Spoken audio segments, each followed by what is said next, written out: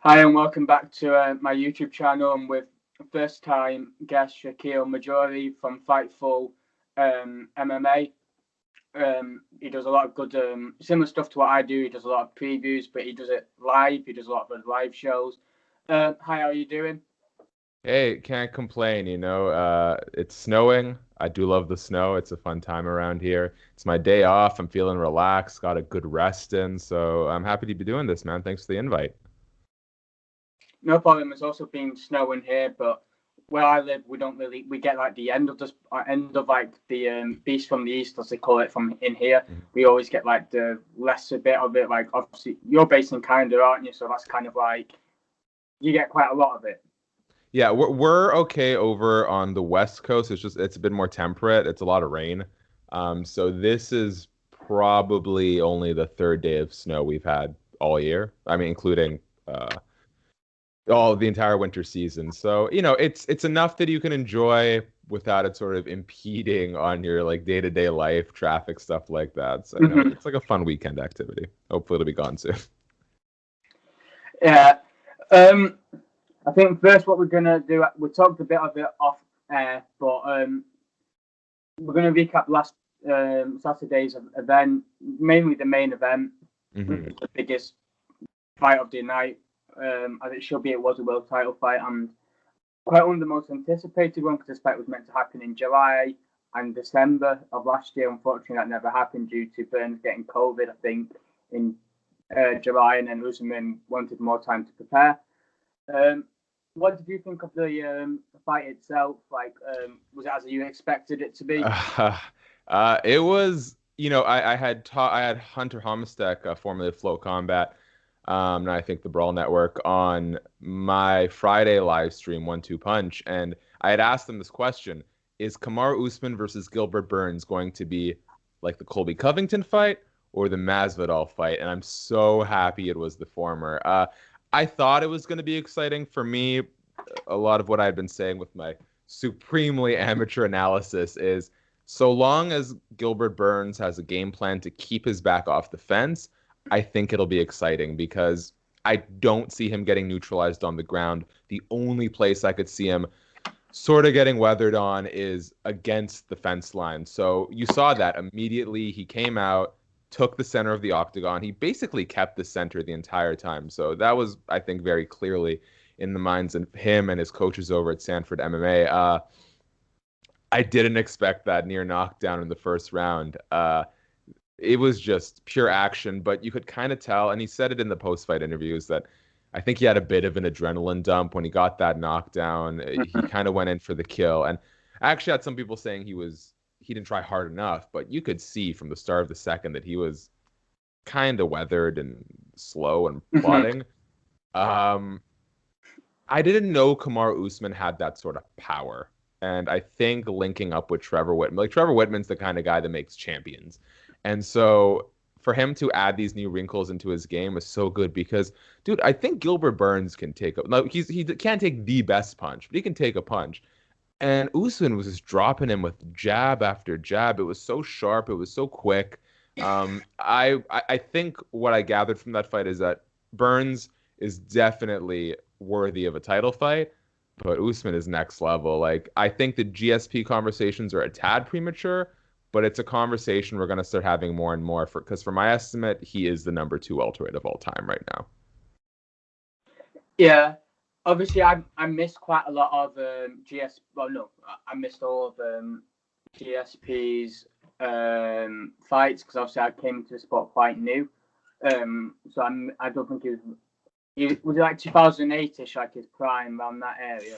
I mean, yeah, I'll admit I wasn't there for the entirety of it. I sort of missed the Matt Serra era because I started really sort of dedicating my attention to the sport probably about like 2013. Um, but I had sort of started cluing in around 2010. So yeah, GSP's first title win was in 2006, and then he vacated that title against Johnny Hendricks in 2013. So there was a good 7 year run of dominance there, and people sort of make the claims that Usman's quality of wins are perhaps more impressive, beating the likes of uh, Colby Covington, Gilbert Burns, Jorge Masvidal, people we sort of see, Tyron Woodley, the best of this generation. But this is why the GOAT conversations are always kind of silly because we all operate under different parameters, right? And obviously, this generation of fighters would beat the previous generation of fighters, and it's always going to move in that stage. So, sort of all things considered, I think at the moment, GSP's reign just sort of has more weight to it. The title defenses, the caliber of opponents, but Kamaru is well on his way, no doubt about it. And also, I also thought it was going to end up being a lot like the Kobe fight just because of how good Burns is as a BJJ guy and his takedown defense is good. And we saw if Usman fights somebody on his equal in terms of his wrestling, his ground game, he's going to be in fun fights. Like I think Hamzat will be a fun fight. They've both got underrated power because people don't realize that Hamzat has got KOs as well. He beat a guy who's 8-0 in Brave. I think before he fought in the UFC against Ikram. Alaskarov is a very good fighter himself. So I feel like that will be a very good fight. I think the Edwards fight will be decent. But if he was to fight Masvidal again, I think it will be a lot like the first fight we saw. Thinking he might get a finish. Do you think that's the reason why he did call him out? Where he's thinking, there's be no excuse if it's a full camp. I'll be able to finish this guy.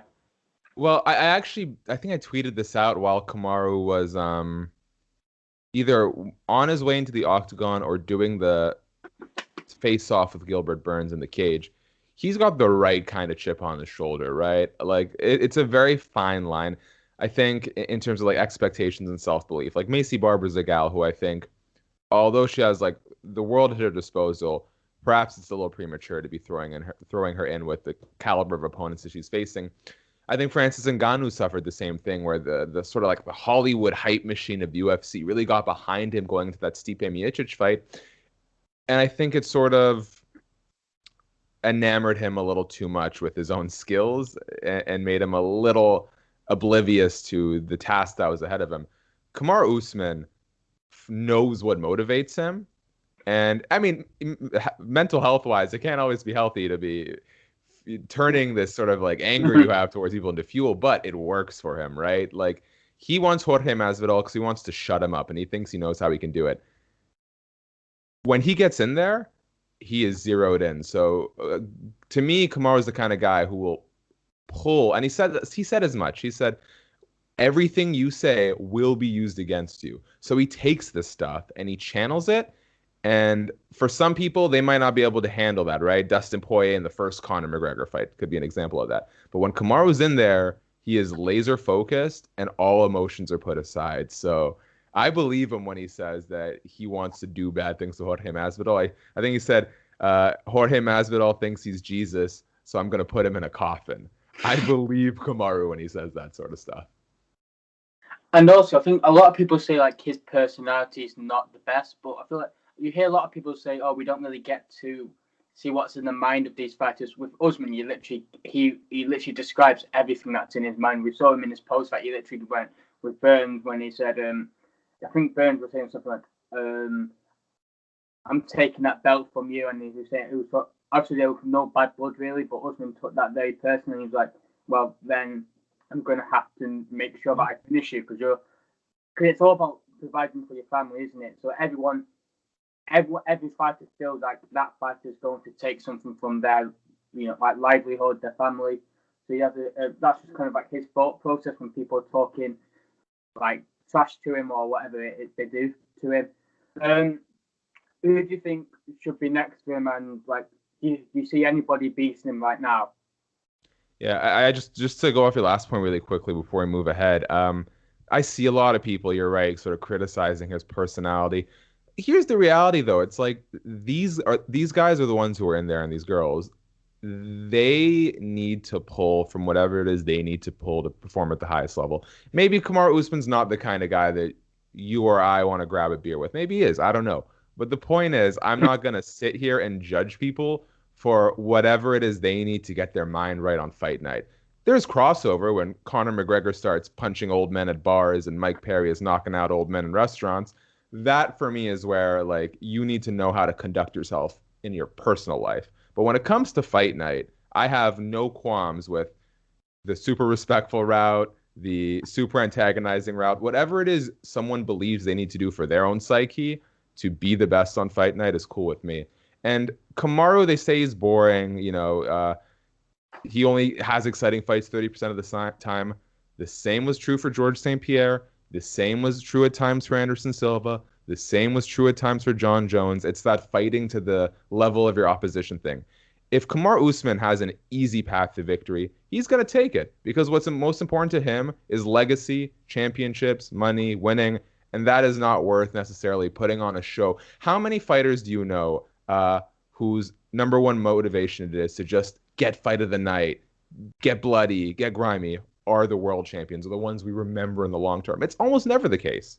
Even Robbie Lawler, probably my all-time favorite welterweight champ, he's never brought up in the all-time welterweight GOAT conversation because his style of fights lended to nasty war after nasty war until he got knocked out, right? So I think people have too many expectations of fighters and not enough of themselves.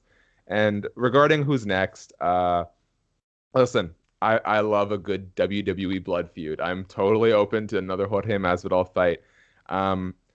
It's just weird. I think to answer your question, we need to find out what's happening with the rest of the division because there were rumors of Jorge and Covington doing tough.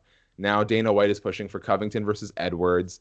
Stephen Wonderboy is the only guy in that sphere who hasn't fought Kamaru yet and is on a winning streak. I feel like Wonderboy needs one more fight. It's kind of a jumbled mess right now. I think in the next week we're going to have some answers. But for my money, if things are looking the way I'm predicting they'll go, I say do Kamaru versus Jorge, do the rematch, Covington versus Edwards, which isn't my choice. It just seems to be what Dana wants. I think Jorge and Covington should do tough. But I'm just going to predict that it's going to go Covington, Edwards, Jorge Usman, and then the winner of Wonder Boy versus Chiesa might be in the mix too, somewhere there. But I think Covington versus Edwards is a clear number one contender shot if that happens. And what I would do, I think, if I was a matchmaker, which I'm not, but it's something everybody would love to do, is like being a matchmaker. But I think Usman versus Jorge, I think would be okay. But I'm not too much of a fan of somebody getting a title shot coming off a loss. But in this occasion, it's a bit. And it's a weird one because you lost to the guy he's fighting again. He's like getting the most charitable rematch of all time. Yeah, it's also like the featherweight division as well, though, isn't it? Like how Max Holloway got it as well, as in because there's not a clear-cut contender. Obviously, it's a bit different, but I think also what I'll do is I think Burns versus Thompson would be a good fight. I think that'd be a really good fight. I think if Thompson wants, because he's beaten two killers already, or two very big prospects in Neal and Luque, who are very, very good fighters. I think if you're going to reward him, and like you said, with that one fight left, I think for a title, I think that Burns fight would be very good. That's a good call. I like that. And I still think Burns beats a lot of these guys in his division. Like, who have you seen being able to rock Usman like that? You don't really see that at all. So, and also I think the reason why I was confident with Burns is because I saw him go 5 rounds very easily against Woodley. Like, you didn't even seem that tired. No. So I was kind of really. I think, like you said, I really do think it was adrenaline. I feel like he thought, like, literally, he's told because in the countdown he was telling his kids, like, this is going to be my world title. He knew they would be watching, and he was just like, I need to try and put a show on for everybody, and I want to win in style. I just wish he kind of thought a bit smarter. But he said that himself. I think people that are saying that he's not very good is just, or he's not as good as people thought he was. I think that's still wrong. I think he still wins a lot of fights, and I think Thompson versus Burns is a very good fight. I think Chiesa, I don't really know what you do with Chiesa because he's not that much of like. I don't want to say he's not interesting, but he's kind of one of these guys where he's a bit like a Bilal Muhammad. I feel like where you kind of they're good, but you don't really. You could do Bilal Muhammad versus Chiesa, but I'm not sure whether Chiesa will want that because I think he's ranked number 6. But I think he was ranked number 6 after the Dos Anjos fight, and then they bumped him back down to number 8, and they could easily do that again. But I think it's problem for the UFC. I think it's a good problem because you've got that top five with Edwards, Masvidal, Covington, Burns, and Thompson. Those are like elite level fighters. Before we get onto this card this week, is there any fighters you were very impressed with on that card, and kind of who you think will have a massive future next? Let me look back on the card because I've got, with the quantity of events the UFC forces upon us, I'll be honest in saying that like I've got the memory of a fly here. So it's weird, right? Like that must have been one of the worst main cards. Like, not in terms of the action was fun, but when we were at Macy Barber versus Alexa Grasso, I thought to myself, it doesn't feel like the world title fight should be up next. Like, I feel like there's a step up in between those two spots that we're missing. Alexa Grasso looked good, but again, Macy Barber is just so young. It doesn't really give me a lot of answers. Kelvin versus Ian Heinisch was probably, even though it was a clean sweep decision for him, it was probably a little more competitive than I would have hoped for if Kelvin Gastelum is still that guy who's going to, compete in the top five. You know what? Ricky Simon looked really good against Brian Kelleher. Anthony Hernandez looked awesome. That was such a fun prelims headliner, surviving the early grappling threats of Adolfo Vieira, who's a former ADCC champion and multi-time Jiu-Jitsu world champion and IBJJF. I think people are blowing that a little out of proportion. Like, all credit to him. He tapped out a legit world caliber submission guy, but he tapped out a guy who was super gassed and they gotten beaten the hell up. So it doesn't mean he's going to roll in there tomorrow and start tapping black belts on the jiu-jitsu mats. But I think Anthony Hernandez really cashed in big, especially as the underdog. Bilal Muhammad is clearly ready for a top 10 guy. I know he called out Li Jingliang, but I think he deserves more than that. I'd say those are my two. I think Bilal Muhammad is probably the biggest prospect to keep an eye on coming out of that. And I think Anthony Hernandez cashed in a big way. And also with the Hernandez fight, he was very impressive. But I feel like, how many times now have we seen guys who are just from a BJJ background? How many times do they just? I don't get why they don't work on their cardio. It seems like almost every, because I saw a fight in one between a really high level, I can't remember his name now, jiu-jitsu guy in his debut, and literally once he couldn't get those takedowns after the first 3 minutes, he was literally gassed. And I'm thinking, I don't like having Gordon because obviously they train and I don't really, but it's like you shouldn't really be getting tired after those 3 minutes. And I realize it's a lot of work to do, but what do you think on that? Yeah, well, dude, that guy is enormous. Like, I think what were they were fighting at middleweight, but Daniel Cormier was predicting is probably like 210 going into the octagon. Perhaps in a grappling environment where a lot of guys aren't super strong, maybe it pays to have that much muscle. You can hold them down. You can really exert pressure, positional control. I think he needs to completely change his body type for MMA because that amount of muscle requires so much oxygen, and you're not getting a return on your investment. Because if in MMA, if you're as good at jiu-jitsu as Adolfo Vieira is, you don't need that much muscle to compensate. You know how to control people. You know how to use your leverage. Like, when I roll with my coach, he's probably about the same weight as me, but the first time he really clamped up side control on me from top, I thought he had a metal plate in his chest. The way the nuances of pressure are so extreme at that level that I think he just needs to drop a ton of muscle, to be honest, because I don't think it's going to serve him well. He's not a power puncher, and he doesn't need that much muscle against MMA guys on the ground. So I think he needs to completely change his whole image. Do you think he could move up to light heavyweight? He's 31. He's obviously not the oldest of guys. He's not the youngest of guys, but light heavyweight, you have more like a longevity in your fight. You can be like look at Glover, for example. He's 40 and he could be fighting for a title next.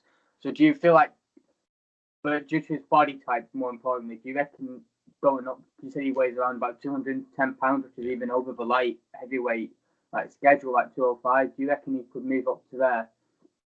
Yeah, perhaps, but I mean, again, stamina will make a coward out of all of us, right? But I don't know. I don't. I'm not equipped to answer these questions, but I think so long he's carrying that much muscle and he's got such a striking deficiency on the feet, he's gonna struggle. And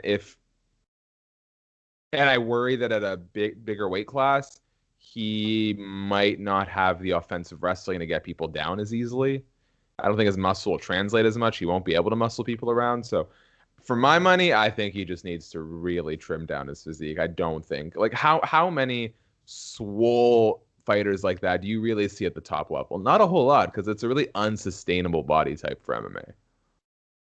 I mean, you have like Usman is massive, but it's a different kind of like massive, isn't it? It's more of like of a leaner kind of, but you Yeah. still be big. He's probably a guy that could make middleweight quite easily. But I do agree. I think because if you're carrying up that much muscle, you're not going to be as quick. You're obviously not working as much on your cardio as well.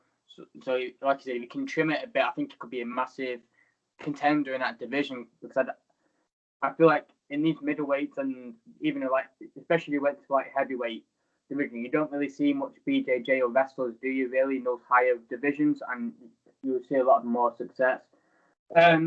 But now moving on to this week's card, we have I think like 6 UFC debuts on this card, which is good for me because we do.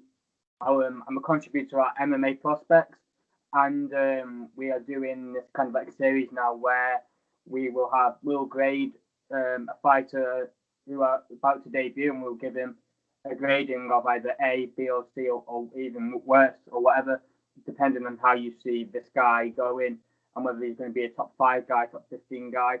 So there'll be quite a lot of stuff to write on this week, which is always good. The first fight of the card is between Rafael Alves versus Pat Sabatini.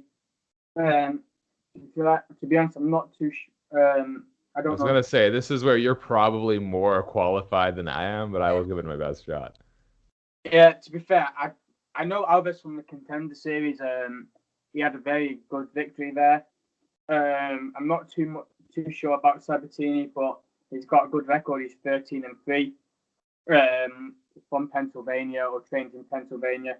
That's what Topology have it listed as. But I think Alves is a bit more experienced with the 19-9 record. Like I said, he impressed me. This featherweight division is very good. So I feel like these two will have to have a must impress. I can't speak to them, so I'm just slurring everything. But I do think Alves will win by TKO in the 3rd round. How do you see it going? Well, I'm just trying to like for whatever reason, I'm looking on UFC's website and Wiki, and I'm not seeing this fight pop up. Do you know why that is? No, I couldn't see it on their website. I've just got on Topology. I don't think it's been cancelled to my knowledge. I don't think. Yeah, I think at this stage of the game, I will usually lean on experience and overall number of fights, just because it's hard, man. I'm sure, as you know, covering a lot of prospects, like if you're not really clued into the regional MMA scene, just looking at a record doesn't tell you a whole lot, right? There's nothing that I trust less than a guy who's 8-0 with 8 first-round knockouts. For me, I mean, Francis Ngannou has, for the most part, been the exception to that rule. But for that shows a ton of red flags because there's just a step. I have sparred with UFC fighters, and I'm talking like prelim guys. I don't train, but they whipped my ass, and I grappled with them, and I do grapple, and they still whip my ass. The reality is, like, even the lowest level UFC guys are some of the best fighters in the world. So for a regional fighter to make their debut, there's a lot of question marks, and I'd probably lean on experience on that point. And plus, they're the same age, so it's not really like Alves is like the more veteran, older. We're both 30 years old. But I do agree. I do think I'm going with experience because I'm more known to like the European scene than the American scene.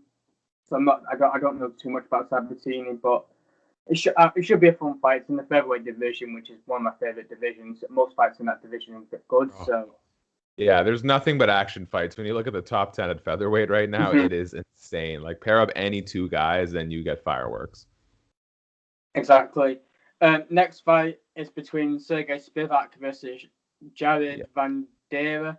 This is a fight I can. I'll let you. I'll let you lead on this fight. How do you see this fight going? Yeah, I'll take Sergey here. Now, to be candid, I'm not super impressed with. I don't see him as a legitimate contender in the heavyweight division. But when you look at the guys he's fought, right, he's only really lost to people who I have genuine respect for in the heavyweight division. You're talking Walt Harris, who at the time was on a tremendous roll, and I'm pretty sure I was at that fight. I think, if I'm not mistaken, that was the Iaquinta Cowboy fight, the first one I ever covered live, and Walt Harris looked damn good. That was the fight where you think to yourself, wow, Walt Harris could be a problem in this division. And it was trending in that direction until, unfortunately, the tragic loss of his daughter. No shame to Walt Harris on where he's at right now. Marcin Tabora, another guy who I think is criminally underrated, only loses to the best of the best and often wins his fights more than loses. Beating Tai Tuivasa, beating Carlos Felipe, that's the sort of stuff that tells me he's probably going to take this one over Jared. Yeah, 100% agree as well. I feel like you said, there's no shame in losing to Harris, who could have had it over him out there in that first round. If you remember that fight, you beat him up quite badly. Unfortunately, he gassed. But I mean, that's a world-class MMA fighter, an elite fighter in kickboxing as well. He was able to hurt badly, and that loss to Marcin Tabora. Well, Tabora's on like a 4-fight win streak or 3-fight win streak right now. So it's not like he's losing to guys where the bad losses. They're quite decent losses to have, and he's beating guys like you can say like on his level in terms of the rankings. Look at the top 30. You say like Carlos Felipe to Abasta at the time. These guys were top. These guys are top 30 guys, and he's beaten them. I think Jared's obviously a bit of a step below them too, or class below them too. But he's an exciting heavyweight, obviously coming off the contender series as well. I just feel like Spivak for the better competition. He's had a lot of experience for his young. He's only 26 as well, so I feel like he's a very young guy, especially for that heavyweight division. And he's a guy that can wrestle as well. Like we saw him against Tuivasa. We saw him hold Felipe to the cage. How do you see the fight being? Do you see a finish or do you see it going to decision? Yeah, Sergey's a little bit of a decision machine these days. And that, I mean, that's not fair. He only has one decision, and it's against Carlos Felipe. But I expected a little more of that fight, and the fact it was a majority decision. But I'm being rude. I'm not being fair to Sergey. I'll give him second round submission, maybe. Yeah, I feel like I said earlier, if you're wrestling these bigger weight divisions, I feel like you are going to find a lot of success. I mean, it didn't work out for me when I was hoping for Nascimento to do very well. I was like really excited for him because he looked really good in his debut, and then we saw unfortunately what happened with Dalkaus. But I feel like Spivak is better, and he's the younger fighter in this fight. I feel like I always get kind of shocked when I see Contender Series guy not being the younger fighter, because I just feel like that show is more for like the younger fighters, but he's the younger one here. I feel like he's got more youth on his side and more octagon experience, and I think I can see him getting a sub as well, but I'm not too sure when. Um, the next fight is between Ayman Sahabi and Jaco Rodriguez. Again, another fighter making his UFC debut in Jaco Rodriguez, who's 7-1. He's again in a very good division in the bantamweight division, which is a lot like the feather. Well, a lot of the talent is just stacked. Like anyone in that top 30 can beat the lower top 15 guys. I feel like it's just that stacked, and he's been given. I want to say he's kind of been given a favourable matchup here in Zahabi. Obviously, Zahabi is a guy that is a big name in MMA because of his Faras's brother. Yes. Because of his brother, obviously at TriStar, which obviously had GSP and a bunch of other great fighters in that division. But he's 33 now, and that is very significant in these bantamweight divisions where you do rely on your speed, your fast reflexes, and Whether he still has that now, I'm not too sure. And he's also lost to Vince Morales. With in no disrespect to him, he's not the high level of fighter, and he's not in the UFC anymore. And he also lost to Ricardo Ramos, which is he was a good fighter as well, but he's a featherweight now, so he's obviously he's a massive bantamweight. So and he lost by spinning back elbow. That was nasty. I remember seeing that one. And also, if you look at his wins, apart from Reginaldo Vieira, who's 13-4, which is it's a decent record to have, especially on the regional scene.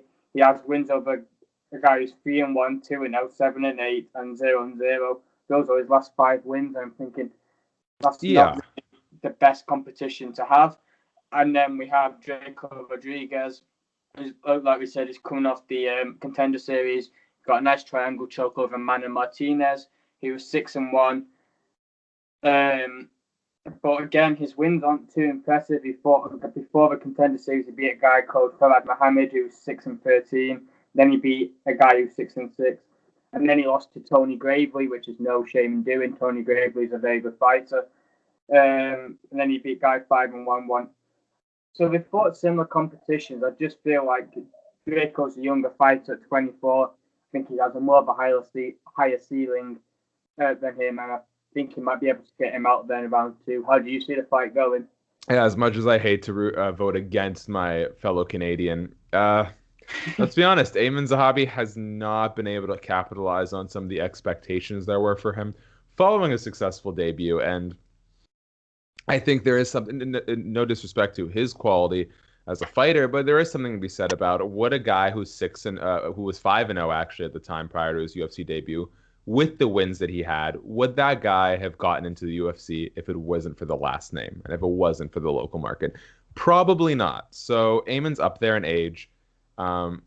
He still hasn't really shown to be able to compete at a relatively high level in the UFC. So I don't want to write the guy off, but I just don't know what his long-term prospects are. And Draco looked really good on the Contender Series, so I think I'd probably lean towards Rodriguez in this one. Yeah, and also Zahabi's been out for quite a while as well, so very long time out. It's been almost 2 years. And he might have used all that time to improve. Like, you'd hope with him taking this time out, he had time to reassess and sort out all the weaknesses he had in that fight. The next fight is a very underrated fight, I feel, on this card. A very good fight between Chas Skelly and Jamal Emmers. And these two are guys with a lot of fights, good veterans of the game, and with very good records. In Chas Skelly is 18-3, Jamal Emmers is 18-5. How do you see it going? I really like Chas Kelly. He's a fun dude. I think Emmers has looked more impressive as of late. Like if you just look at the recent fights, losing a split decision to Giga Chikadze is nothing to be ashamed of. Like Giga is looking to be a tremendous force in the UFC right now. So with that being said, kind of just comparing the recent performances, unanimous win. Chas Kelly is coming off of a unanimous decision win over Jordan Griffin. I'm not really huge on Jordan Griffin. Like, he pulls off some sneaky fun stuff every now and then, but he's got a lot of gaping holes in his game. So, considering the fact that Chad Skelly lost to Jason the Kid Knight, who's no longer even a UFC fighter, or a mixed martial arts fighter. Last time I heard of Jason Knight, he was competing in bare knuckle. I think Jamal Emmers, in another world, could be on a 1, 2, 3, 4, 5, 6 fight winning streak. A great fighter in the LFA, lost to Giga Chikadze notwithstanding. I think Emmers got more to show here. And also he's got very good wins. If I'm looking at his record, he beat a guy who's 12-2, Jay Cuccinello, from the UK. He had quite a lot of hype around him. He beat Alexander Hernandez, and he also beat Corey Sandhagen. And if you look at the guys' losses, like you said, Giga Chikadze, Julian Erosa, Thiago Moises, these are all really good fighters to lose to. Like Giga's on a 5-fight winning streak right now. I think he's 5-0 in the UFC. Diego Moises is coming off good wins over Michael Johnson and Bobby Green. And Julian Erosa looked good last fight. He was on this card as well. I feel like he's the more active fighter. Shakiel again hasn't been too active. I'm not too sure. Do you know what the reason of that is, or why Shakiel? No, I don't, unfortunately. So I think Emma's just fought the better opposition, and he's lost to guys early on in your career, and I feel like that's kind of the best thing for you to happen if you lose in the first few fights of your career, so you can always improve on. The next fight is I think I'm going to be biased in this fight. Maybe I shouldn't be, but I'm going to be in Shauna Dobson versus Casey O'Neill. Casey O'Neill is obviously she's from Scotland. She's trained, but I think she resides now in Australia. I'm not sure whether she's going to be representing Australia or whether she's going to be representing Scotland. But she's got a very good record. She's 5-0. Another fighter making a UFC debut from the Contender Series, and she's fighting a fighter in Shauna Dobson who, if you look at her record, she probably shouldn't be in the UFC in terms of she's 4-4. That's not really showing that you've got the best fighters in the world. I don't want to be too negative here, but she beat Maria Agapova, who was meant to be this next big thing coming out of Kazakhstan. She beat her very well. But whether she can do that again, I'm not too sure. I think I'm going to go Casey O'Neill because I'm going to go for the British fighters. How do you see it going? Yeah, it's funny, right? Because Shauna Dobson cashes in as like one of the all-time biggest underdogs in MMA, if not the. Can't quite remember what the odds were in that Agapova fight. I'd feel. Let's put it this way. I don't think she's going to win. If she beats two legit prospects in a row, probably coming in as the underdog, I will shut up. I will stop doubting her at that level of competition. But I think you're right in your assessment of Casey O'Neill right now.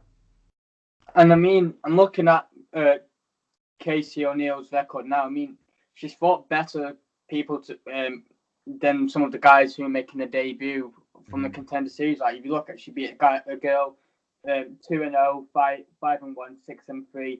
Those were all the last 3 wins, and the first 2 fights were obviously, very against novices themselves. But I mean, that's good competition for someone who's 5-0. I mean, you're fighting guys with winning records, and that's what you need really to get into the UFC. Yeah, she's beaten it at Eternal MMA. So, and then she won at Abu Dhabi Warriors, which is quite a big promotion in the Middle East as well. We saw Manon Fiorot make her debut, and she used to fight in that promotion as well. But yeah, I just feel like Casey O'Neill's too big of a prospect to lose to somebody like Shauna Dobson, which she might be able to pull off again. I hope not, but we never. I always want future stars to come through as well, and she's only 23, so hopefully she can get the win. The next fight we have is Julian Erosa and Nate Landwehr. And it was interesting how you were mentioned earlier, like with the guys like Robbie Lawler, these guys are always wanting the fight of the night. Well, we got 2 guys who definitely, especially Nate the Train, who will always go out and try and get that. What do you think about this fight? I have no idea where Rosa is at right now because, I thought he was pretty much done for after losing 3 consecutive fights to Devontae Smith, Grant Dawson, Julio Arce, but he got that quick UFC return thanks to, the sort of limitations of the pandemic. And I thought very highly of Sean Woodson. Now, young guy, hasn't had a whole lot of professional fights, obviously has stuff that he needs to figure out. But I was pretty impressed with that win. That being said, I think at this point, Nate's got the experience and the win. The Herbert Burns is super good.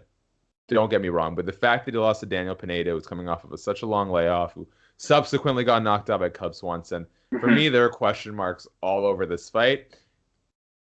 I have an inclination leading me in the direction of the Train, but I have no idea how this one's going to go down. And it's also interesting how you mentioned those 3 losses in a row to Smith, Dawson, and Arce. I mean, that wasn't a long time ago. I No. mean, it was literally all in a space within 2 years, really, 2.5 years. I mean, he only had one fight against AJ Bryant, who was 11-4 at Cage Sports 60s. I'm not too sure how good of a promotion they are, but and then but like, win over Sean Woodson. I was very excited about his future as well, and he's also was able to derail that kind of hype. But now I think Woodson will come back stronger.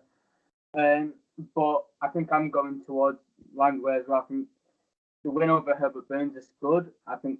Oh no, sorry, he lost to Herbert Burns, but the win over Darren Elkins is good. I mean, we saw Darren Elkins beat Eduardo Garagori in quite a fun fight, so I wouldn't say he's completely washed up. I think he's still got very good fights in him.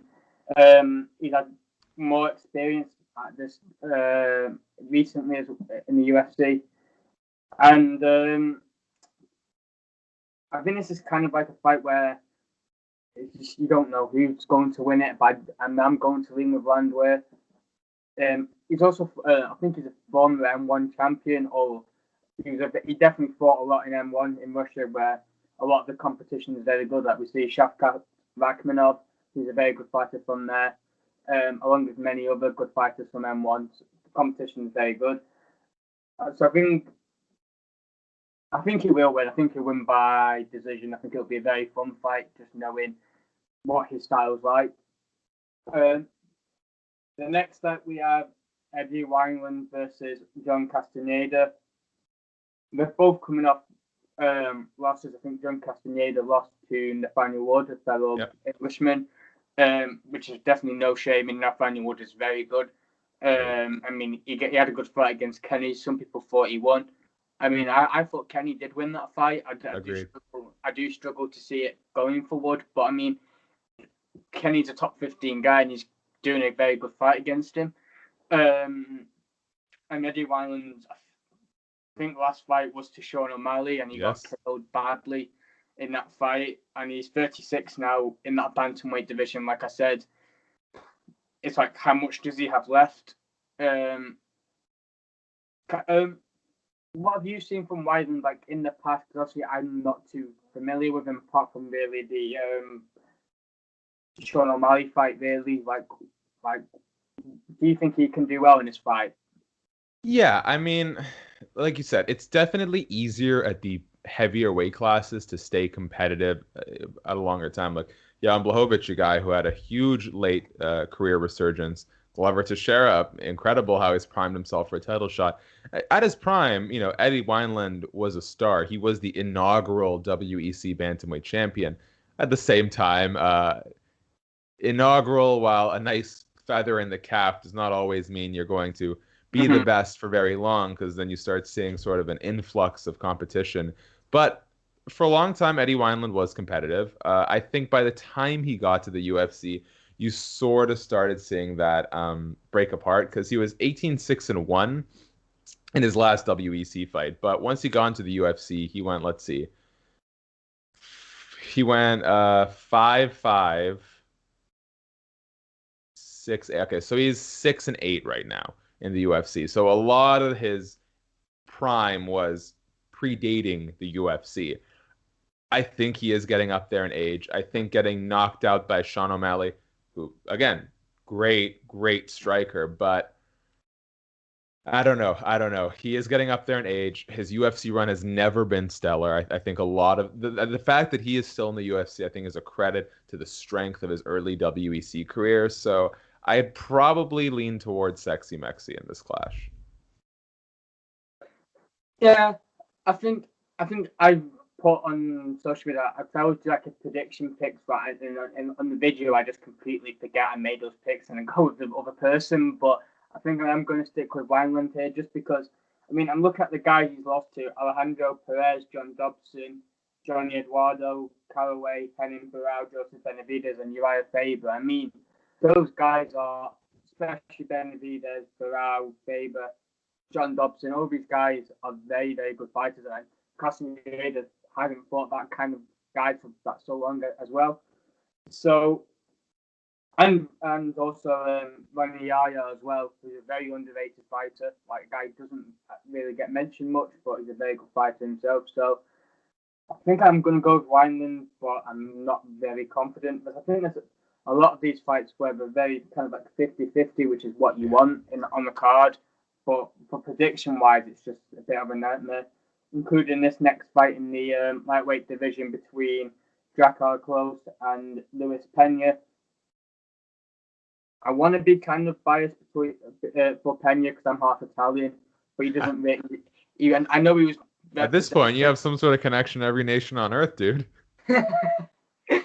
I know he represents Italy, but I don't think he has any really Italian heritage apart from he was born there. So I think I'm going to go with Klose. I think because I went for Pirello just out of blindness against Simon. I knew Simon was going to win, but I just wanted to go for Pirello just to be annoying, but it didn't work out. But I think Klose is a very good fighter. I mean, he fought Beneil Dariush. He lost to Beneil Dariush. Well, it's kind of the start of Dariush's climb up these rankings recently, and we've seen him beat Diego Ferreira since then. Drakkar Klose obviously has also lost to David Timor, who hasn't been too active, but he's a good fighter himself. He has wins over Bobby Green, Christos Giargos, and Lando Venata. I mean, they are very decent fighters around that top 30 ranking. He's also meant to fight Jai Herbert this year, so on this card, Luis Pena is a short notice replacement. I feel like Luis Pena's kind of not lived up to his expectations in the UFC. Yeah. Like it's annoying because he's a very marketable guy. He's got a very good look, very entertaining guy to watch. But I mean, he's lost to guys like Karma Worthy, Matt Favola, and Mike Tanzano. Tanzano, I don't think is in the UFC. I'm not, but didn't he win the Ultimate Fighter? Yeah, he did. I think it was in the. Yeah. I'm not sure what same card season as Pena, but yeah, I don't think he's there anymore. And you look at his wins against Matt Wyman and Stephen Peterson and Steve Garcia, they're not really good level wins. So I think Klose has just fought better opponents and has lost to better opponents. What do you think about this fight? Yeah. Again, I got to give some disclosure. I know Drakkar. I wouldn't say we're friends. We're definitely acquaintances. I sent him photos of my dog and stuff. So there is a little bit of a ingrained bias there. But I'll also say Beneil Dariush is one of the nicest guys in the industry. And although Beneil, this is the nice thing about losing to someone in Beneil's situation, because Drakkar had him hurt, and he had him hurt first. I don't think anyone was expecting this new brawling, power punching Beneil Dariush to arise, and this Drakkar Klose fight is kind of where it started.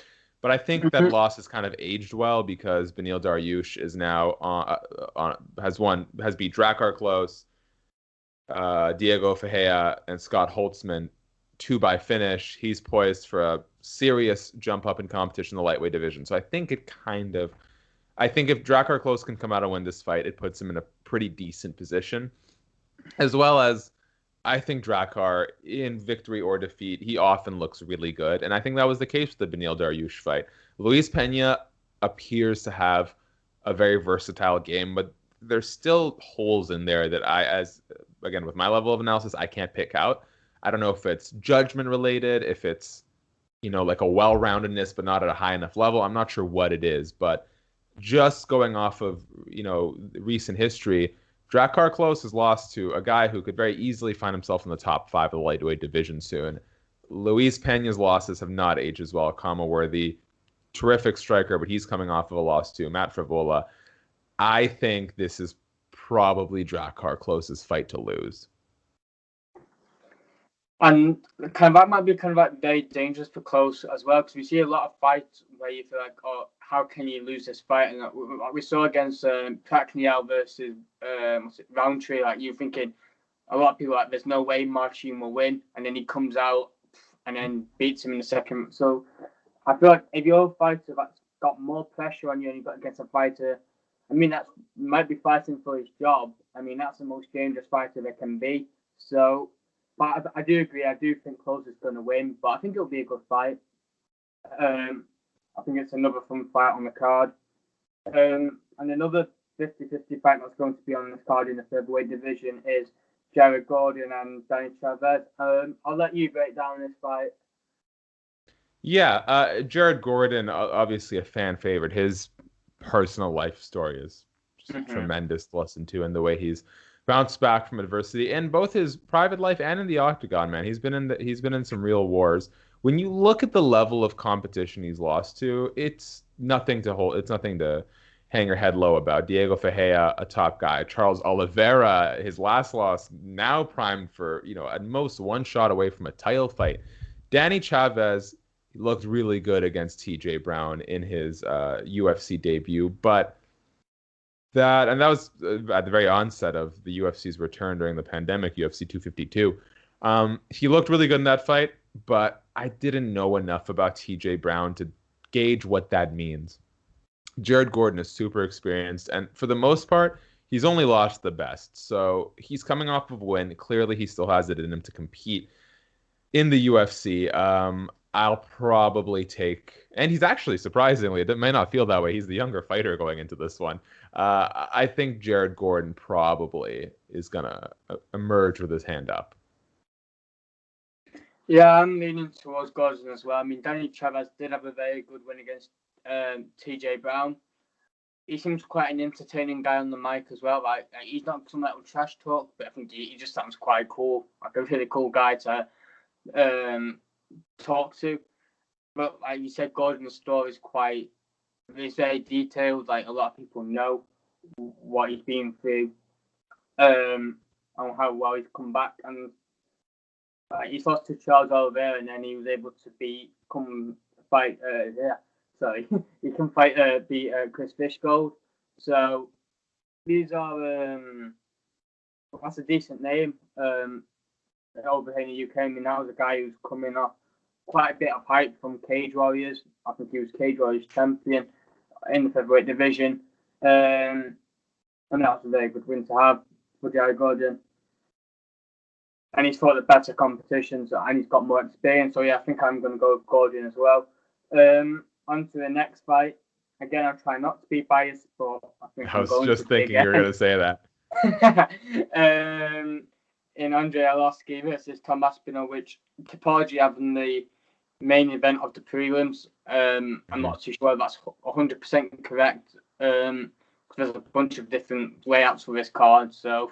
But at this current stage, it's the main event of the prelims, which is a fantastic spot for Tom Aspinall, because you will tend us to see a lot of people kind of tune in for the last fight of the prelims to get you ready for the main card. And I mean, who better to have for Aspinall than Arlovski, who's a former world champion, who's a guy who's well known with quite a lot of the casual kind of the occasional viewers who will know what it's about.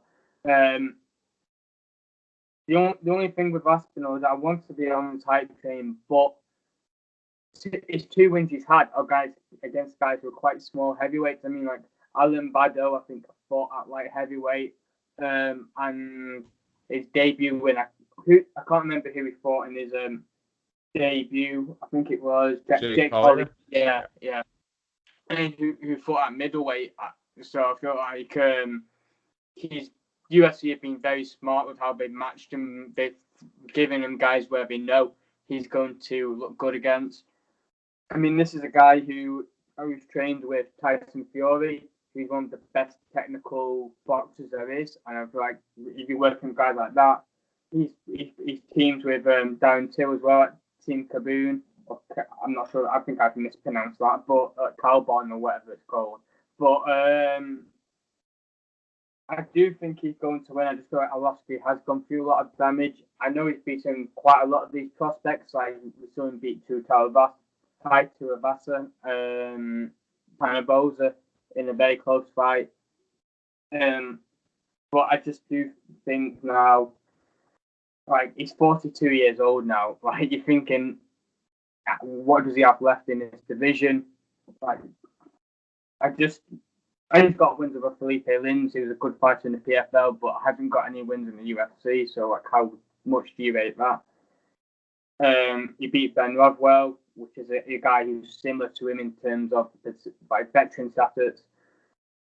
And then he's lost to guys like Jairzinho, Augusto Sakai, which are good losses. But If there is any such thing as good losses. But I think Tom Aspinall will get it done. How do you see it going? Man, this is a weird one for me because uh, I think Andrei Arlovsky has sort of perfected his formula for longevity at this stage of his career. Like he's developed this really like boring, risk-adverse, counter-striking style that is a genius play on his behalf. Does it enamor you to the fans? No, but at this point, Andrei Arlovsky has banked enough name value that it's never going to matter how impressive his wins are. So long, at one point, he had 5 consecutive losses in the UFC, didn't cut the guy. He makes 6 figures flat, I'm pretty sure, and that's before any sort of win bonus. So for him, at this stage of his career, he may say, I don't know what he says his motivations are, but to me it appears he's developed a style that's risk adverse, that wins him fights and cashes him big paychecks. For that reason, I kind of want to lean towards Andrei Arlovsky. My only concern is he's not knocking people out, right? He's winning these boxing decisions basically, and I don't know if he can do that against Tom Aspinall, right? Like you said, trains with Tyson Fury, trains with Darren Till. This might be the wrong person to employ a counter boxing strategy against. So I was leaning towards Andrei Arlovsky at the start of our discussion, but I'm probably going to go the Tom Aspinall route. But I in no way would be surprised if Pitbull managed to scrounge some sort of win out of this. And also, I forgot also to mention, Aspinall's also he's got decent wrestling as well. We saw that against Alan Bordeaux. Like he did do well in his wrestling. And I do feel if Arlovsky loses, I feel like I said it last week. I feel like it's like the Edgar Overeem situation where he's made a lot of money. Like he's up there in age. I mean, he's made a ton of money, so he's had a very good career. I feel like if he loses here, he should call it a day because I'm not sure how many people really want to see him fight and how much what his motivation is like. Cause I don't think he's going to make a run into the top 10. Would you or top 15? If he loses, would you like to see him retire, or like what do you think would happen next for him? It depends how he loses, I guess. Like Pitbull has taken more damage than basically any fighter has in the history of the sport, but lately he's been able to somehow completely avoid it. So if this turns into a boring decision, then Aspinall wins. I say, Andre, if you're healthy, keep getting those 6-figure salaries. That's gonna go to your family. That's gonna go to give. If Andre is being smart with his money, he will leave this sport as one of the few legends who's not broke and begging for scraps. He'll leave as someone who can retire comfortably and have provided for his family and passed on some degree of wealth. So obviously, if he goes in there and he gets absolutely bludgeoned, wrap it up, dude. I don't want to see you take damage. You're old now. You've got a family to take care of. I want him to be around for his family for a long time. If he doesn't take any damage, keep cashing those paychecks, dude. Do you think his record could be like an issue? Like if he was to lose, if he's like 30-20, do you think that the UFC, considering that they cut guys like Romero, Rocco Martin, do you reckon that could be like maybe now because of this sort of cull they've been going through, but just again the fact that he managed to suffer 5 straight losses, and they were to name guys, there were Josh Barnett's and Stipe Miocic's and Francis Ngannou's, but the fact that they didn't cut him after that leads me to believe he's sort of in an Overeem position where he's going to be a UFC lifer. Yeah, fair enough. And a guy who's also, I was going to talk about the Olenek Darkhouse fight, but the fight before that is Nasruddin Imavov versus Phil Hawes. Phil Hawes is coming off a win over Jacob Malkoun, which I wasn't very happy to see on the main card because I'm like, why is a 5-0 guy fighting on the main card? I get it. He was Robert Whittaker's training partner and they wanted to promote him. I think it was on Whittaker's card. I'm not 100% sure. I think it was on Whittaker's Cannoneer. I'm not 100% sure on that. But, I mean, I think Imavov has a win over Jonathan Munier, who's a good fighter, who's only lost prior to that was to Kobe Covington. He has a win over guys 12-4-1. But apart from that, he hasn't, and Jordan Williams as well, 9-3. I mean, apart from those 3 opponents, he's not fought the best of guys, but I mean, he's fought a guy who's been in the UFC. I mean, he's a UFC veteran, which helps you on your record, on your resume. I'm going with Imavov here, but I do think that there's a lot of things to worry about with his chin. Because I saw him against Jordan Williams, I feel like the way he reacts to punches, he kind of panic shoots a bit. Like he does get wobbled a bit. He didn't get knocked down against Williams, but he did. I just didn't like the way he was reacting to them. But I do think he's a very good fighter, a very good prospect in the division. He's only 24 years old. His nickname's the Russian Sniper, but he does represent France. I always kind of find that funny when you got somebody that represents his nickname's called like the Russian Sniper, and then they represent another country. But it's not, he trains at the MMA factory, which is obviously at Ngannou. I think Cyril Gain used to train there. I don't think he trains there anymore because I think him and Ngannou are no longer teammates. But so he's getting good quality training over there. I do think he'll win. I think I'm not impressed with the win over Phil Hawes. Oh my God, I can't speak today. Impressed with Phil Hawes wins over Jacob Malkoun. How do you see it going? Hey, when we're going an hour and 8 minutes, I think it's fair to have a few blunders here and there. I'll be honest, you know a lot more about these two guys than I know. Just sort of like trying to dive into my memory bank of their last fights. 'Cause I did see both of them. Like I said, it's just when you're forced to watch every card every Saturday, they all kind of blend together. I'm leaning towards Phil Megatron Hawes, but I honestly couldn't tell you why. I mean, sometimes when you mentioned Anthony Hernandez before, my mind blanked. I'm thinking, does he mean Alexander? And I realized, oh no, he fought Vieira. So I kind of Alexander Hernandez is fighting this weekend. No, not this weekend. Is he? Against Thiago Moises, I think, next weekend. Yes, that's right. But it is very hard to keep track of fights. I feel like because sometimes I'm like, I saw his fight and I'm thinking, I just can't remember the guy he's just fought. So it's just like, I mean, when you put in 15 fights on a fight card, I mean, it is quite hard to remember them all. Next fight is between again a guy who's been a mainstay recently and probably will be alive for now, just judging by his age. And I think he's the only guy to win in 4 different kind of like time period or decade. I don't know what you call it. Decades. Yeah. Perhaps. Let's see. Yeah. So this is insane. Alexei Oleinik. It's insane how long it took him to get to the UFC too. He's got his first win was in 1996. He's got a win in 2001. He's got a win in 2010. And he's got a win in 2020. So if he does this, that's what? 90s, O's, 10s, 20s. Yeah. 4 decades of wins already. That's just incredible. I mean, I think he got beat up really badly against Derek Lewis in his last fight. But I think a lot of people were saying that some people thought the punches were in the back of the head, some people didn't.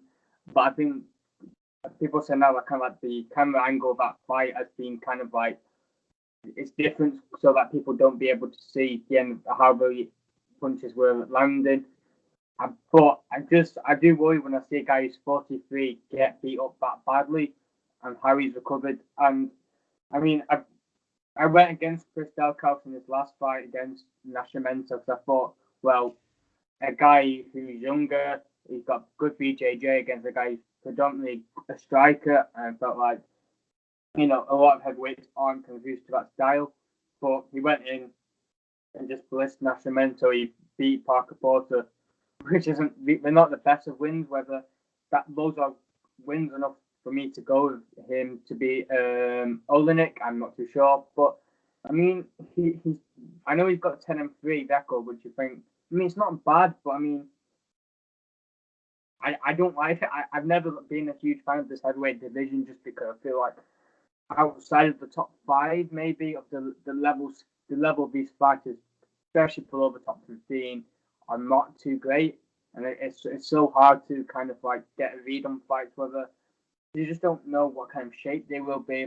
Like, But I'm going to go with Dalkaus. I think I'm going to go with the younger prospect in the division. I feel like I don't want to be unsentimental, but I do kind of feel like that the younger prospects. I always want the younger prospects to win over against the veterans, just so we can get new stars in the company and in divisions. How do you see it going? I was just trying to do some math here. So Alexei Oleinik has had nearly 6 times as many professional fights as Christakis, which is just insane. And again, 4 decades worth of wins. He's 43 years old, so try and piece that together in your mind. I I, dude, Alexei, when you're 43 and you can fight the way Alexei Oleinik does, there's just something weird in your genes. It's not realistic. And they call him the boa constrictor, but he looks like an ox to me. The way he just plods forward, old, hairy, big. Alexei Oleinik is like low key one of my favorite fighters. Like the fact that he can get that crazy Ezekiel no-gi Ezekiel choke from the bottom of mount, like that is not just technique. That is an unusual kind of strength and power. Like, Joe Rogan always tells a story about a UFC doctor who called Dana and said, Yoel Romero is genetically different. Like, the tendons in his eyes are stronger than they're supposed to be. That's how insane of an athlete that guy is. And although Alexei Oleinik looks nothing like Yoel Romero, I kind of put him in that same sphere of just being a freak of nature. Maybe I'm just going off of my sentimental love for this dude, but I think Alexei Oleinik is going to get it done. I think this is a big step up for Chris Daukaus. I think Oleinik has showed that he can still compete. He beat Maurice Green, who I think at that time was in a bit of a similar position that Chris Daukaus is in now. So I'm going to give it to Oleinik. And I'm glad that you were able to do the maths, because I got a U in maths, which is like an ungradable over here. So I got the worst result ever. So at least you can. Yeah, if you see me looking around left and right, I've got 3 monitors here, and the problem is these two, you can see from my hands, the lights are covering the monitors, so I just have to try and like dip below around to figure out what's on my screen. I mean, I guess that's kind of the advantage of me just filming from a phone, so I don't have to. But in terms of quality, it's not. But the next fight, again, another 50-50 fight, in my opinion.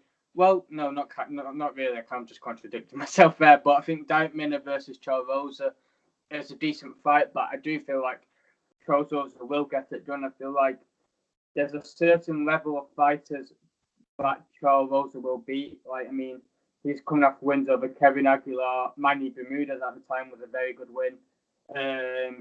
Kyle Bogniak when he was 6-0, and Sean Soriano.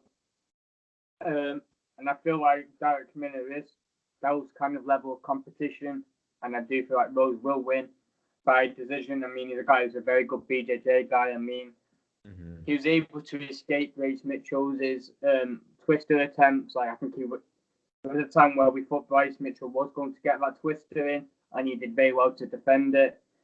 And like I said, I really like the wins against Manny Bermudez and Botniak. At the time, he was, like I said, undefeated. And if you look at his losses, Shane Burgos, which is no shame in Shane Burgos, very good fighter. He had a good fight against Josh Emmett. Dennis Seaver, who was a veteran, 21-9 when he was only 9-0, and he was in his UFC debut. So I mean, this is the guy that fought Conor McGregor in a main event, so it's not really a debut to have. And he's also lost to Yair Rodriguez. So I mean, if you look at, you got a guy who's a top 5 guy he's lost to. He's lost to a guy who's in the top 15 who could break into the top 10. And he's lost to another guy in the top 15 who's, again, a guy who's going to be a future star, possibly. So I just feel like he's fought much better competition than Derek Minner. But I think he'll get done by unanimous decision. What do you think about the fight? And do you see Rosa winning, or how do you see Minner going?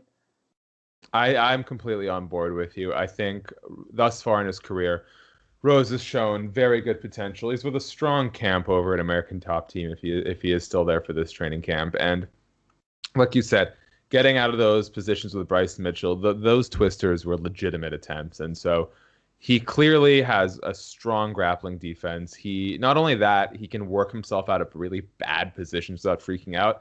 And like we were talking about with one of the previous fights, I think it was the Russian Sniper, where you said when he gets punched, he gets crazy for the takedown. He panic shoots. I think Charles Rowe is a guy who can stay calm in the heat of the moment, and I believe he's going to get this win. Can I also point out, I'm looking at like the order of these cards, and it makes no sense to me. I've cross-referenced on Topology and Wiki. Like, why is Drakkar Close versus Luis Pena buried on the prelims? I feel like that on the quality of main card we have for this fight night, I feel like that is definitely a main card fight. I mean, I think that Olenek versus Doghouse could be a co-main event. I mean, no disrespect to Vieira and Yana Kunitskaya. I mean, I do agree with the. I keep on thinking something, and I'm like in my mind, no. Hey, that's the beauty of talking slow. As a fast speaker, I've had to learn. You got to give your brain time to process the nonsense that you're going to spit. But that's the double-edged sword of being on a live mic, right? You talk this long, you're bound to say something that you disagree with moments later.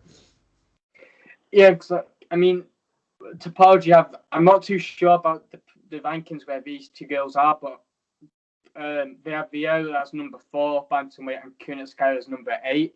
I'm not too sure whether that's where they actually are in the rankings, but I mean, like, especially with Vieira with 11-1 record, I mean, there's not many contenders there for Amanda Nunes in either the bantamweight or featherweight division right now, and I feel like he can easily market if she was to beat Kunitskaya 12-1 versus against Amanda Nunes. So, I'm going to let you break down what your thoughts and how you see the fight going. So they're currently 6-7 at women's bantamweight. So from a matchmaking point, it makes a lot of sense. I like the fact that these two seem to be in very similar spots. Both 1-1 in their last 2, coming off of a win. Caitlin Vieira has a victory over Sijara Eubanks. Meanwhile, Yana Kunitskaya has got a win over. I'm gonna butcher this. Let me see. Julia. All the J's in there threw me off. Julia Stoliarenko.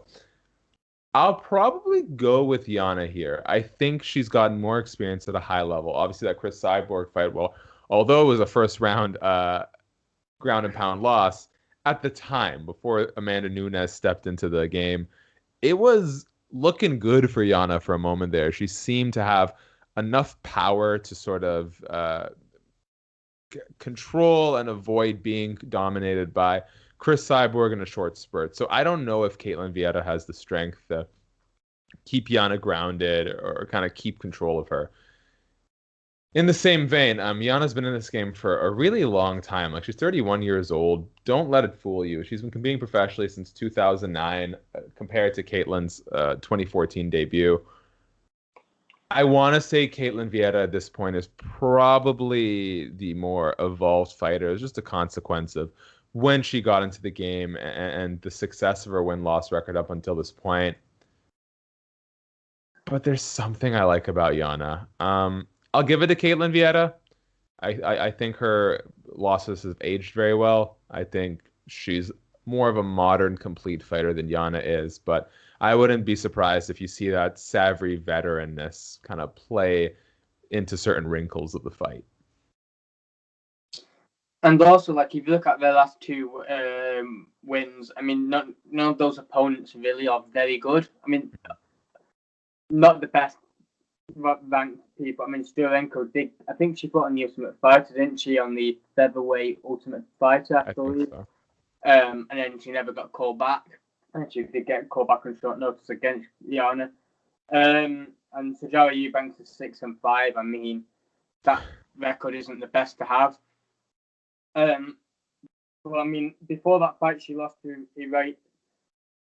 Aldana by left hook in the first round, and she lost quite brutally, I think. So, kind of like, it's always interesting to see when you see somebody get KO'd, like, you're thinking, well, how are they going to approach these next couple of fights? I mean, I think she was able to be quite confident against someone like Eubanks, but, like, how's she going to approach it against Yana Kunitskaya? I mean, like you said, she's been around for a very long time. I mean, she's only 2 years older than Vieira, so there's not too much of an age difference there. But she also lost quite badly to Aspen Ladd, but not as quickly. So I mean, both of these girls, and she also, I think people forget that she also fought Cyborg on her debut. I mean,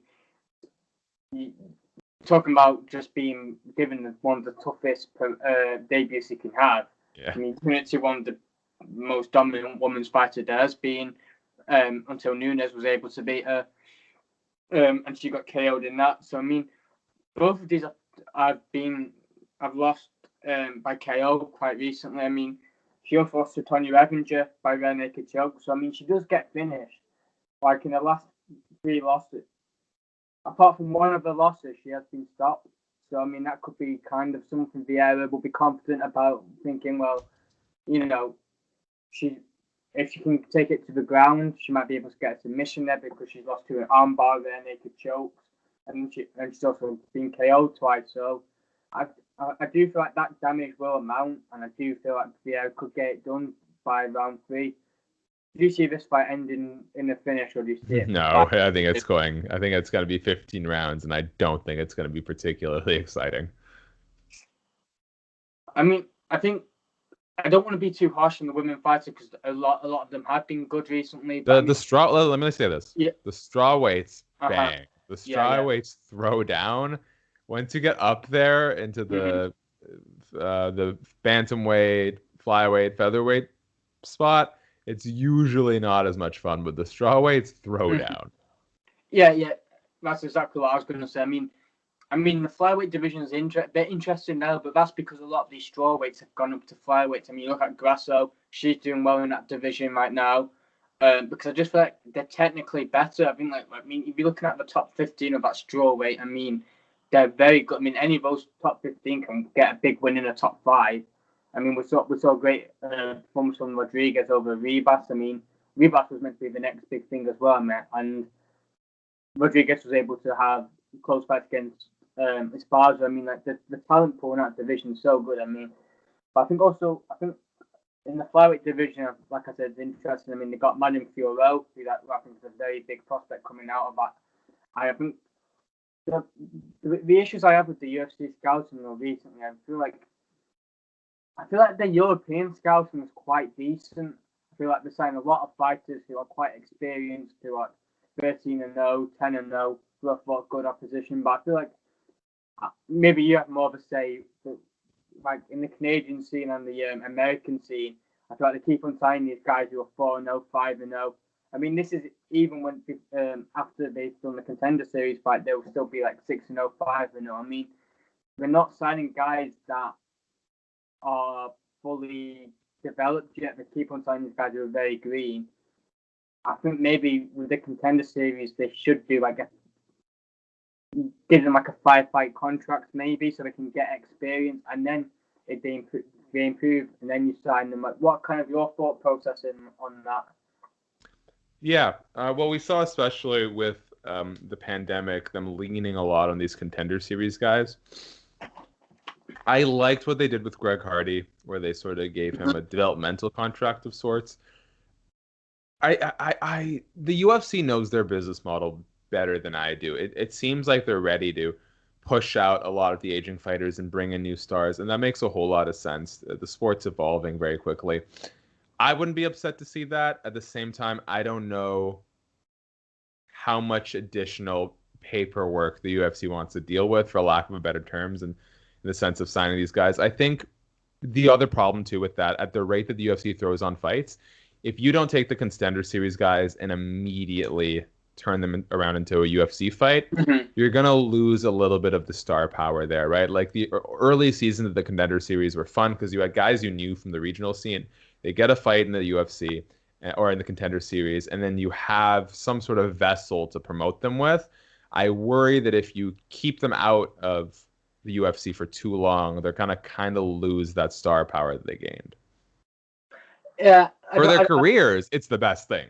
But for the UFC money-making machine, I don't know if that's what they would deem the most profitable.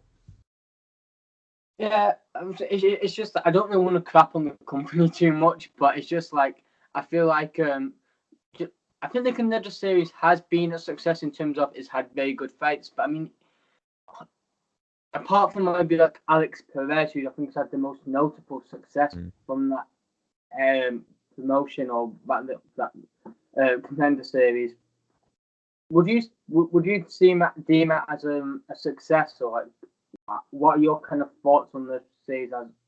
To be honest, I don't watch a whole lot of the Contender series. What I really liked about the earlier seasons, and I don't know if that well has sort of dried up or what, but you had guys like Nick Newell coming through. You had a lot of cases where there were people who were very well known outside of the promotion and were never quite given the shot for some reason, finally find a vehicle to the UFC. And for me, that was more interesting. I feel like lately the Contender series has been more a product of well-known regional guys, but someone that you wouldn't know if you weren't really deeply woven into the fabric of the regional fight scene. And so for me, that's kind of taken away the allure of the Contender series. It's still fun. If you're a diehard and you've got the time, it's worth the watch. But for me, it used to offer you a little more, and now it's basically just been regional fighter A, regional fighter B. Cool, one of you might get signed. And also, I kind of wish it was just the scouts there watching the fights and not Dana, because actually all he cares about is the first round KO. I mean, like, how many guys have won quite nicely in a decision, and he goes, well, no, you didn't get the finish, so no, bye. So it's just like, I do feel like, I think the show's a very good idea. I just feel like having Dana there, I get he's a president, but I mean, like, he doesn't want to have much say anyway on who they sign. It's Gray Maynard and Sean Selby, isn't it, really? So I just feel like if them two are watching it, I think you'll get better fighters in rather than just guys who get first time KOs, because you don't learn anything from them. I agree. Is that something you would like to see as well? Yeah, I think there's probably a blend where maybe Dana can have some more people by his side to sort of take part in the process. But I also understand that, maybe for someone who covers prospects like yourself, you want to see the best fighters rewarded. I do see aspect of it where, like, the entire, again, another allure in terms of good television is you get to fight for the boss and the boss decides your fate. So I don't know what viewership would look like if they went the scout route, but ultimately what I want is whatever's best for the fighter. So I mean, it's a very interesting debate, but I don't want to get too sidetracked. But it's just something I'm kind of like passionate about, and kind of like just it's interesting to hear what other people think of, like, kind of like the Contender series and kind of like what stuff they need to improve on, because it's just interesting to me, because I just do feel like I think the scouting in Europe is fine. About how many good Russian talents they get, how many good British talents. But like I said, I don't think I'm that person to talk on the American talent over there, on the Canadian. But onto the main event, which I think a lot of people are waiting and going like, all right, stop waffling on now and just got into the main event. But it's Curtis Blaydes versus Derek Lewis. I think it's pretty obvious who's going to win this fight. I think if your name's not Ngannou and maybe Steel Gain, I think Steel Gain is just a very, very top prospect in that division. I feel like he will be another person to beat Blaydes, but apart from them two, and obviously Steve Havey does fight for the title, but at this current stage, I don't think anyone other than named Ngannou will win, because that's his only two losses, really. So he's kind of only lost once, just to the same person twice. I know that doesn't make sense, but I do see Blaydes winning by ground and pound. I originally said sub, but he's not really a submission artist. He is a guy that will take you down and will beat you up with ground and pound. I mean, he's also got a standing finish over Junior Dos Santos, which is very impressive to have. He beat Volkov, which is very good as well. So, I mean, he's beaten legit top 10 guys and improving every time and looking better and better. And I feel like he's also a youngish guy. I think he's only 29, 30. And for a guy with quite a lot of experience at that level, because he's been a top 5, seems like forever right now. I feel like they're doing, I can't remember who they did it with like years ago. I when I was a casual, like people would want to say. But there's this guy who kept on watching, and I feel like he beat everybody in top 5 and not fight for a world title. I feel like they're kind of doing that with Blaydes, and like it's so weird because like we see with Masvidal, like he gets a win, he's back in contention, and then you got a guy with Blaydes who wins against all these great fighters, and he's still not really in talks for a title fight. Like how many times we predicted a fight with him and go, well, he only needs one more win and he gets a title shot, like, and then he gets somebody else. So, what are your thoughts? Do you think Derek Lewis has a chance on this fight, or do you see a domination? I was talking to people about this on Sure Dog, and I regret calling it a puncher's chance because Derek Lewis has more than a puncher's chance. But I agree that this is kind of Curtis Blaydes' fight to lose, and there's two aspects of this fight that I think people really don't give enough credit to either guys for. I'm sorry, there's two elements of Curtis Blaydes' game that I think people overestimate. One, and I'm guilty of this, is his top control, because we saw Volkov and Willis get up multiple times in those fights. So who's to say Derek Lewis can't do the same? We've seen Derek Lewis. There's a great meme out there someone sent me, but it's ridiculous the way he just props people up and stands up. It's like he's toying around with kids at heavyweight nonetheless. By the same vein, Blaydes has a good chin. Don't let the Francis Ngannou fights fool you. That guy has 1 in 10 billion power, and although Derek Lewis isn't too far behind, it's not really the same thing. I think Curtis Blaydes wins this fight on the ground without a doubt. I think he's competitive standing. And I really think this is Blaydes' fight to lose, and I think Blaydes is really hoping that Francis Ngannou doesn't win the title, because if Francis does, we're not seeing Blaydes sniff a title shot.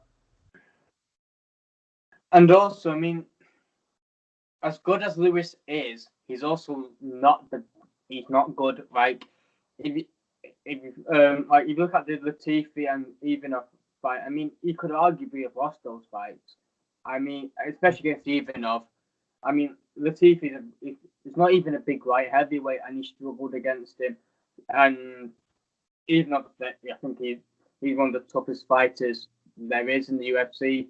Not just with his chin, but I mean, like if you're getting stabbed in the heart and you're just able to continue fighting, I mean, you are one of the toughest guys.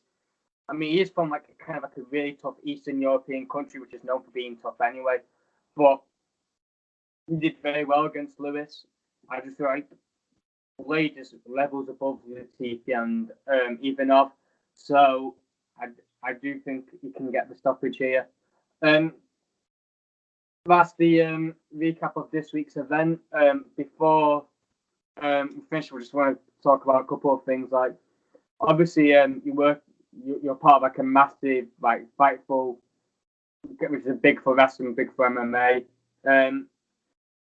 You kind of like saved kind of the MMA portion of the of their coverage. Like, I remember Sean Ross Sapp used to do it, and then there was kind of like a lot of inactivity after it, and then they brought you.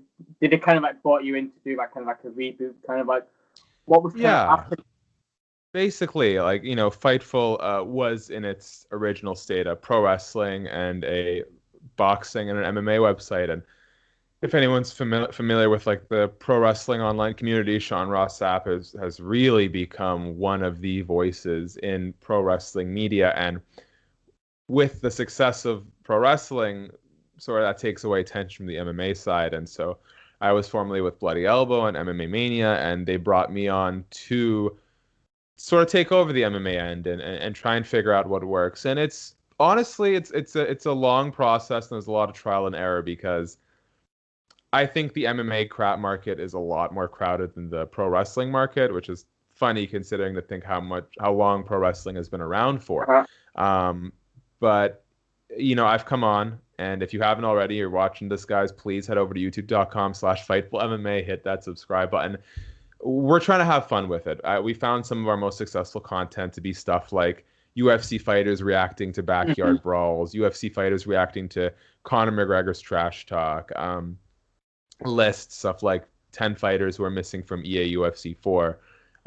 We've also found, depending on the right community, we have tier lists where we get, like, for example, or Gilbert Burns' coach to come in and rank all of Kamaru Usman's UFC opponents by quality. So we're just trying to figure out like what is there an appetite for out there that's not pre-fight interviews, that's not post-fight interviews, because everyone and their granddaughter are doing them these days. So if you guys are looking for something that's a little more lighthearted, a little more fun, that's what we're trying to accomplish. And it's a slow process, but it's working. I can see the numbers ticking up every day. So please, if you can, youtube.com/FightfulMMA, that would be incredible.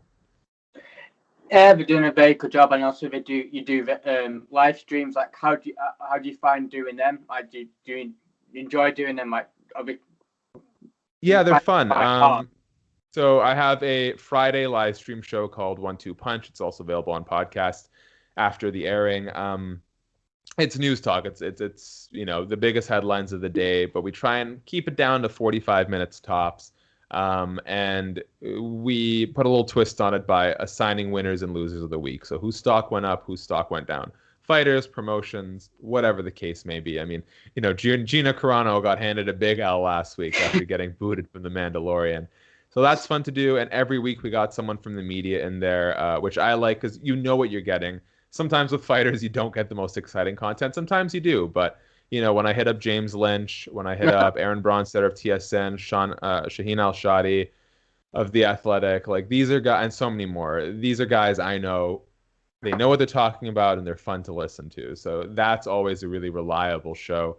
And then also watch-alongs. Every fight, every Saturday, every UFC card, we will do a live stream watch-along. It used to be the main card. Moving forward, we might be a little more selective. This week, we might just do Curtis Blaydes versus Derek Lewis.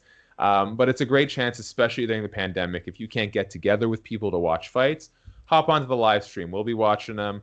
We'll hit up the live chat. We take all your questions, all your comments, and it's just fun to sort of find a community to enjoy this shared passion with, especially when we can't do it with our friends and family right now.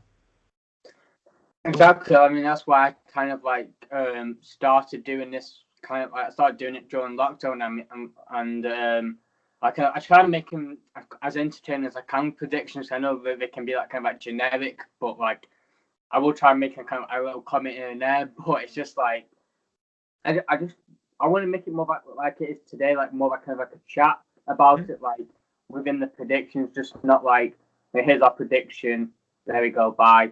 On to the next one. It's just I'm more if I find topics that are interesting, I kind of just always just want to debate about them, kind of. And I've literally got no friends that like MMA, so I'm yeah, I was in that space for a while.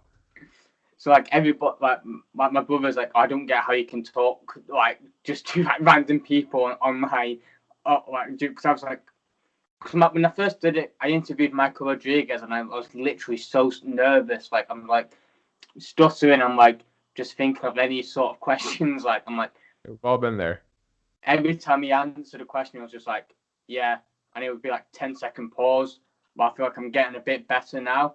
So I'll give you a tip as we wrap up here that I learned in journalism school. Never ask a question that can be answered with yes or no. Yes, yeah. Even if it's a yes or no question, frame it in such a way where the word yes or no doesn't make sense, because then you force them to say something, right? Yeah, I mean, once I had an interview with Reece McLaren, who's obviously for ONE FC. I mean, he's a very good, nice guy, but I mean, I would ask him questions where I didn't think it was really a yes or no, but he's his answer one word answer, and I'm oh God, you have to think. It happens, dude. It happens. I like to think I got a good interview out of everyone, but some people in this look. If Luke Thomas and Brian Campbell of Morning Combat can't get a good interview out of Fedor Emelianenko, no one can. So. Yeah, and also I've enjoyed talking to journalists like yourself. I've been able to talk to James Lynch as well on a couple of occasions. His knowledge is very good. He also does live streams as well. I think he's also based in Canada as well. Yeah, same province. Whereabout is that? In Canada? British Columbia. So I'm in Vancouver. He's a little bit farther out. I've always wanted to go kind of Niagara Falls. Is that how you pronounce it? Toronto. I know those places. I've always wanted to go. Hopefully, when lockdown ends over here, because we've gone back into lockdown again, we can start traveling again. But before you go, is there anything that you want to plug or shout out? Yeah, like I said, well, first of all, thank you for you. This has been a fun discussion. I always love doing this sort of stuff. YouTube.com/FightfulMMA. We're trying really hard to grow that. I promise you guys, whether or not you're super into MMA or not, you're going to get content that other people aren't pushing. So it's refreshing. It's new. That takes some time to sort of condition people to expecting, but go and give it a shot. Give it a subscribe. I promise. If not now, very soon, you're going to see something. You're like, oh, that's a great idea. We try and have fun with it. We got fighter predictions. We got UFC fighters reacting to stuff. We got interviews with Eddie Alvarez, Demetrius Johnson. So there's good content on there. The team works really hard. If you can, go to Fightful MMA, hit subscribe. I know it's a very long episode, but it's just how it happens when you have two guys that just love talking about MMA. If you wanted to make it go quicker, you can just cut out my stuttering and just listen to Shakiel. No. But massive thank you for coming on. I really enjoyed it, and hopefully we can do it again soon. For sure. Take care, man. Thank you so much, Joseph. Yeah, you too. Speak to you soon. Speak to you soon.